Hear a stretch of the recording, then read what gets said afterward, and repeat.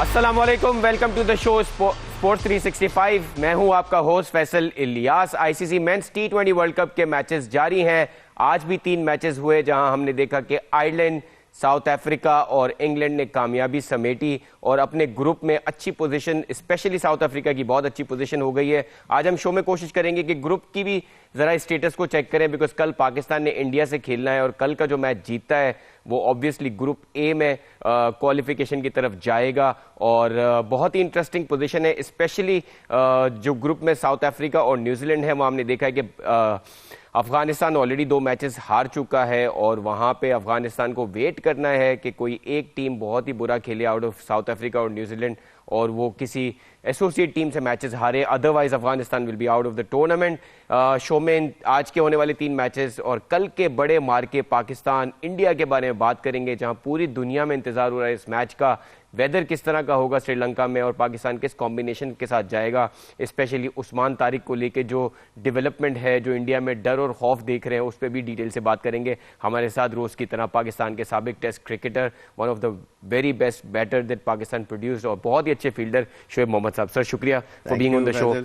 शुएब भाई की आज भी हम जब कलाइयां देखते हैं तो हमें याद आता है कि किस तरह के बैटर ये होंगे और किस तरह की फील्डिंग ये करते होंगे। इस पर बड़ा डिस्कशन होता है बिकॉज आज भी सर, क्योंकि हम साउथ अफ्रीका वाले मैच को पहले डिस्कस कर लेते हैं, जिस तरह के उनके फील्डर्स हैं, जिस तरह के बैटर्स हैं, I think south Africa is one of the sides जो पूरे अच्छे कॉम्बिनेशन के साथ senior plus junior is a good side और ऐसा लगता है कि शायद ये वर्ल्ड कप में वन ऑफ द फेवरेट्स होंगे। पिछले साल के भी, ये पिछले टी20 टूर्नामेंट के भी वो रनर्स अप रहे हैं। So how do you see this game, specially the way Marco Jansen bowled today, he took 4 wickets.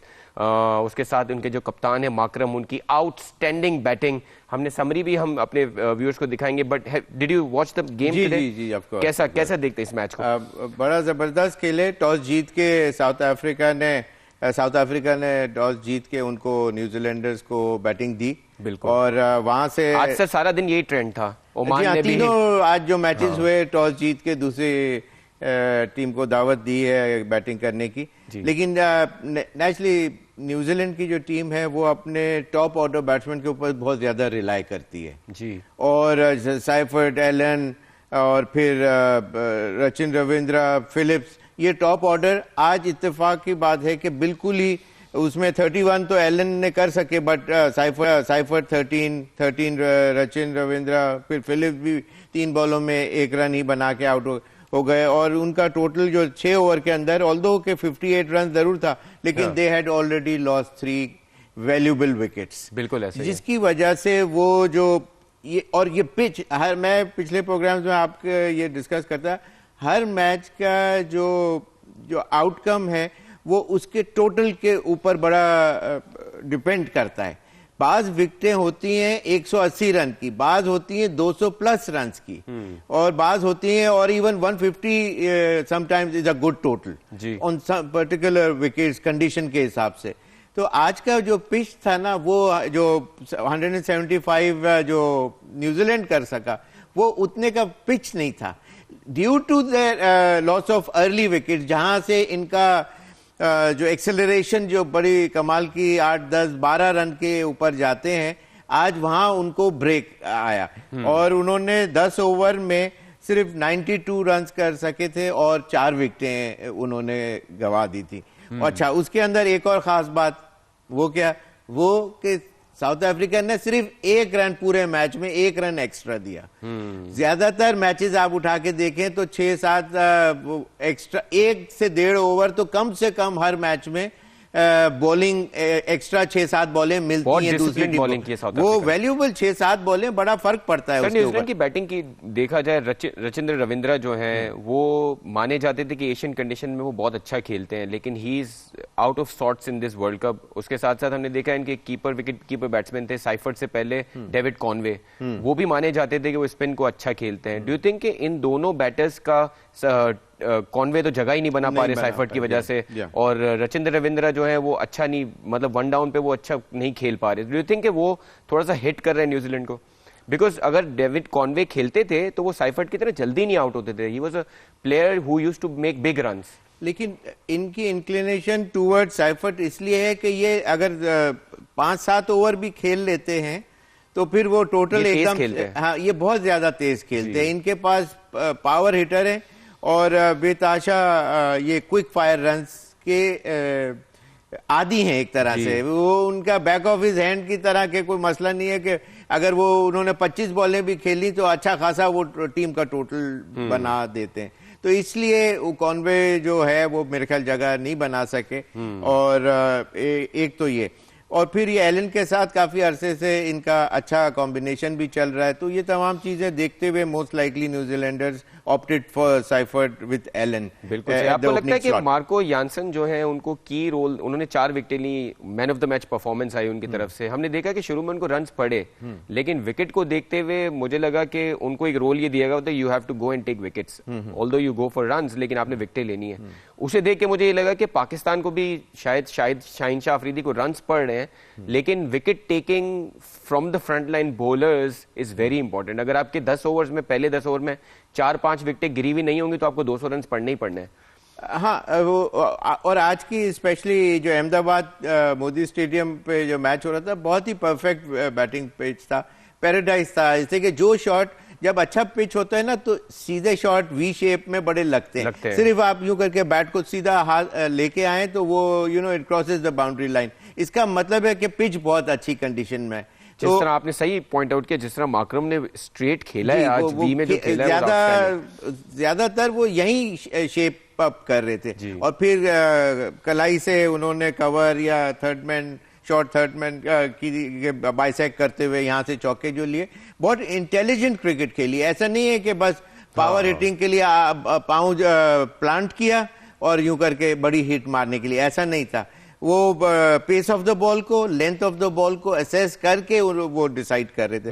लेकिन बस वेरी क्विकली चैपमैन उनकी तरफ से न्यूजीलैंड के लिए अच्छा खेले। 26 बॉलों में जो 48 रन किए, विथ 6 चौके और 2 छक्के उन्होंने लगा सके। मिचेल थोड़ा सा उन्होंने सपोर्ट दिया, लेकिन ऑल इन ऑल बात यह है कि ये टोटल इतना इनफ नहीं था इस पिच के हिसाब से और उनकी बैटिंग की स्ट्रेंथ को देखते हुए। साउथ अफ्रीका ने जो अपना स्टार्टअप लिया उसके अंदर स्ट्रेट अवे 6 ओवर में 83 रन, तो वो बिल्कुल वहां से उन्होंने फ्लैट आउट उनकी टीम को बिल्कुल वो कर दिया। और 6 ओवर के बाद they were almost on run a ball equation. अच्छा, साउथ अफ्रीका की भी टीम की बात की जाए, इनका कॉम्बिनेशन थोड़ा डिफरेंट है बैटिंग में। They used to have Klaasen in their team, जो पिछले वेंडर ड्यूसन थे, वो प्लेयर्स नहीं है। आप देखें उसके बाद भी डिकॉक ने कम बैक किया है, अब वो ओपन कर रहे हैं। So this team still looks such a strong team even without these two players. So that's amazing. I'm very surprised not to see वो क्लासन और ड्यूसन दोनों उन्होंने ऑप्टेड फॉर लीग क्रिकेट वगैरह और उसमें चले गए हुए हैं। लेकिन बड़ा इंटेलिजेंट क्रिकेट खेली, मैं जो बता रहा था। इवन ब्रेविस जो आए, उन्होंने आते के साथ ही एक मैच में अगर एक चेंज शायद आ सकता होता, शायद आता, जरूरी नहीं था कि आते के ब्रेविस ने एक मिड विकेट पे शॉट खेला और फिलिप्स जो कि बहुत ही ब्रिलियंट फील्डर हैं, वो थोड़ा सा आगे खड़े हुए थे बाउंड्री लाइन से और he jumped on to his right और बॉल उसके ऊपर से फर्स्ट बाउंस होके बाउंड्री के बिल्कुल करीब बाउंस किया और चौका हो गया। अगर वो कैच हो जाता तो एकदम से 2 विकेटें बैक टू बैक गिरी हुई में प्रेशर तो आती है टीम जो बैटिंग कर रही हो, तो लेकिन वो वहां से it was not to be और उन्होंने क्विक 21 रन किए 17 बॉलों में।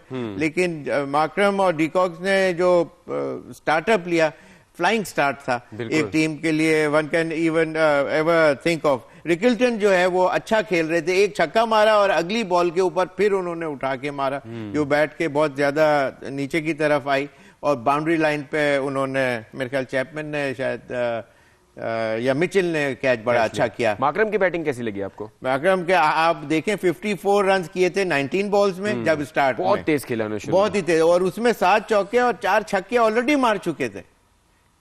यानी 54 में गेम को कितना, मतलब he is a regular test playing player. और आखिरी जो आईसीसी टेस्ट चैंपियनशिप जो है उसके फाइनल के ये मैन ऑफ द मैच थे।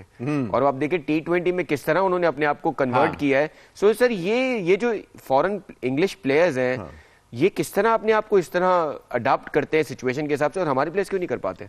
हमारे वाले एक जो है ना वो एक ही फ्लो में खेलना, टॉप गियर लगाया और उसी में जा रहे हैं। वेयर एज यहाँ इनको टॉप शुरू गेयर में लग नहीं रहा पाकिस्तानियों का। हाँ, कि आज असेस की पिच की कंडीशन और फिर अकॉर्डिंगली शॉट खेले।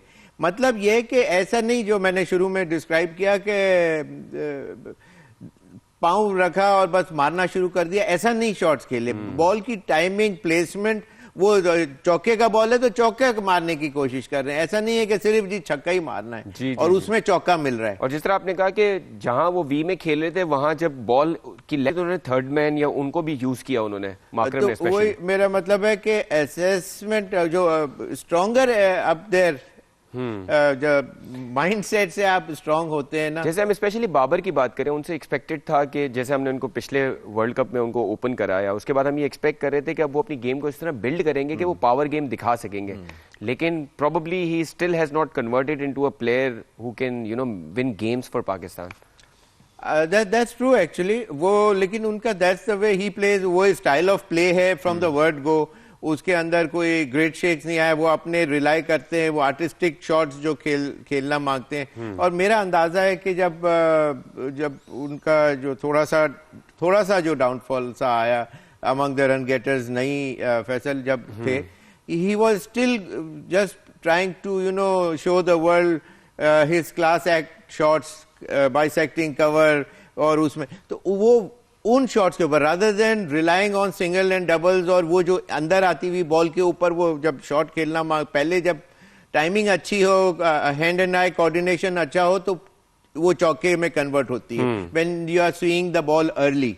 जब थोड़ा सा आपको मुश्किलात आती हैं या बॉल थोड़ा सा अंदर आने लग जाता है, हर पिच पे नहीं आता, हर बॉलर नहीं वो एबिलिटी रखता, लेकिन जब रखता है तो फिर आपको you got to change your gears, single doubles पे आना होता है, क्योंकि वही बॉल के ऊपर जैसे आपने अगर यहां से यूं करके यूं खेला तो बैट एंड पैड के बीच में गैप बन जाता है, और इधर से ही आप यूं बैट को मैनूवर करें तो वो गैप नहीं बनता, और सिंगल डबल्स के लिए आप वो करते हैं। तो मेरा अंदाजा यही था। बहुत से लोगों ने पूछा कि आपका क्या अंदाजा है, क्यों आपको लगता है बाबर की जो करंट क्यों फेलियर है? हाँ। तो उसकी वजह से मेरा यही कहना था कि he is relying on his class act shots, जो सीधी ड्राइव या इधर कवर में, लेकिन सिंगल डबल करेगा तो वो आउट भी होने से बच जाएगा और रन्स भी उसको मिलना। और सर अब जब वो मिडिल ऑर्डर में है तो देखें, मिडिल ऑर्डर में दो ही गेयर्स होते हैं, एक सिंगल डबल वाला होता है और एक जो है वो आपने बाउंड्रीज की तरफ जाना होता है। हमने देखा है कि बाबर शुरू में 4, 5, 10 बॉल्स लेते हैं। हमने स्टीव वॉ को और कुछ, बल्कि रिकी पॉन्टिंग को ये कहते, उन्होंने एक्स पे एक ट्वीट किया, उन्होंने कहा कि बाबर को शुरू के 5-7 बॉल इतने डोमिनेटिंग खेलने हैं as a superstar, as somebody who you call king, 5-6 ball ऐसे डोमिनेटिंग खेलने शुरू के कि वो लगे कि अब उसके लिए सिंगल डबल आसान है। वो बिल्कुल डॉट खेल के अपने आप को बिल्कुल ही बॉक डाउन कर देते हैं और वो सामने वाली टीम हावी हो जाती है, फिर सिंगल डबल भी मुश्किल हो जाते हैं। हाँ। और हमने जो आप उसकी बात कर रहे हैं कि वो अंदर आती हुई बॉल, हमने देखा था पहले जब वो स्पिन की अंदर आती हुई बॉल थी वो मिड विकेट मारते थे, अब हमने देखा है कि वो नहीं मारते, वो शायद सिंगल डबल की तरफ जाते हैं लेकिन वो हो नहीं पाता probably. So I think he has changed his game to a negative side in a way के रन्स नहीं आ रहे उस तरह जिस तरह आने चाहिए। नहीं, बाज दफा असल में हमारी एक्सपेक्टेशन भी बाबर से ज्यादा होती है, बहुत बढ़ गई है। yes. वो कि उसके बैट से 30-40 रन ऐसा लगता है ये बीन अ फेलियर। हाँ। और उसे 70-80 या सेंचुरी करेगा देन ओनली। लेकिन सर बाबर की रियल बाबर ऑफ लेट उनकी एवरेज भी बहुत बुरी होती जा रही है और उनका strike rate is one of the worst in the world. मतलब आईसीसी के टूर्नामेंट्स में bigger name he gets got to now correct his records as well. मतलब वक्त के साथ साथ उनके रिकॉर्ड्स भी खराब हो रहे हैं। एनीवे सर, आपको मैं डिस्कशन सारी इसलिए कर रहा था कि कल के मैच में आपको लगता है, वैसे हमें समरी की तरफ भी जाना है लेकिन एक क्विक क्वेश्चन ले लूंगा कि कल के मैच में आपको लगता है कि प्रोबेबली बाबर की जगह फखर का चांस बनेगा, या आपको लगता है कि अभी it's too late to make a change? नहीं, अगर फखर के ऊपर ये तो मैच से पिछले मैच से पहले जो कि एक वीकर मैच था कंपैरेटिवली, तो उसमें उसको अगर खिलाना होता फखर को, प्रॉब्ली दे वर वेटिंग कि अगर ये इस मैच में भी बाबर फेल होते हैं तो फिर हम फखर को चांस दे देंगे। बाबर स्कोर्ड सम रन्स, तो आई थिंक कि अब तो बाबर ने स्कोर, हालांकि स्टार्ट उसका बहुत क्विक फायर वाला नहीं था, लेकिन he was lucky that Sahibzada Farhan was at the other end he was giving his able support for a bigger total. ये आपने बड़ा अच्छा पॉइंट आउट किया। बहुत सारे फॉरेन जो एनालिस्ट है वो ये भी कह रहे हैं कि when Babar is on the crease the other batsman is also under pressure कि उसको तेज खेलना है, चाहे वो नया है या चाहे वो पहले से क्रीज पे खड़ा है। कि टोटल तो आपकी टीम को चाहिए, तो वो maybe from the other end जो नॉन स्ट्राइकर पे है, जब उसकी बारी आएगी तो he has to push the level of the bar. Absolutely. We'll have a look at the match summary before going to the break. एक नजर डालते हैं जो आज साउथ अफ्रीका और न्यूजीलैंड का मैच हुआ है। ऑल्दो ये मैच इतना इंपॉर्टेंट इसलिए नहीं रहा कि अफगानिस्तान अपने दोनों मैचेस हार चुका है इस ग्रुप में और ये दोनों टीमें क्वालिफाई करेंगी। जैसे हमने कहा कि 175 स्कोर किया न्यूजीलैंड ने after losing the toss and South Africa invited them to bat first, और साउथ अफ्रीका ने उसको आराम से चेस डाउन किया thanks to the great batting by Markram their captain, जिन्होंने 86 रन किए जस्ट 44 बॉल्स पे। और जिस तरह शोएब भाई ने एक्सप्लेन किया कि एक क्लिनिकल मैच था साउथ अफ्रीका के लिए जीतना, और ऑब्वियसली ये दोनों टीमें ऐसी टीमें हैं जो प्रोबेबली आगे जाके सेमीफाइनल्स या कहीं और भी मिल सकती हैं। सो शोएब भाई कॉन्फिडेंस हाई हो जाएगा। फास्टेस्ट 50 भी की है माकरम ने इस मैच के अंदर। जी जी बिल्कुल। और जब शुरू जो मैंने बता रहा था कि 54 19 बॉल्स में करे थे, तो वो ऑलरेडी फास्टेस्ट हो गई थी इस T20 की। और फिर इवेंचुअली उन्होंने मेरे ख्याल से जो अभी आपने देखा स्कोर कार्ड, तो उसमें 80 कुछ चुकी है, 44 बॉल्स पे 86 आउट बॉलों में। सो आउटस्टैंडिंग बहुत ओवरऑल सारी अच्छी वो थी, लेकिन इन्होंने मैच अपने फेवर में 6 ओवर के बाद कर लिया था और 8 ओवर में they were already standing on 106। Sir इस पे मैं एक स्टेटमेंट ये कहूंगा कि इसको कहते हैं कंडीशंस को असेस करना। इनको ये पता था कि अगर हम पावर प्ले में अच्छा खेलेंगे तो ये मैच जीतेंगे। So this is why they went all guns blazing in the power play. They scored maximum runs in the power play.